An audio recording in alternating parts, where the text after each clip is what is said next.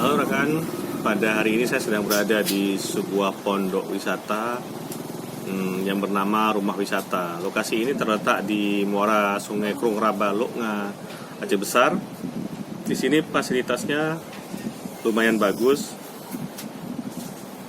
Ada kamar mandi, ada pemandangan yang indah, ada kolam, dan juga lokasi parkir yang cukup luas. Tempat ini juga cocok untuk tempat bermain anak karena tidak langsung berhadapan dengan laut, tapi airnya cukup jernih.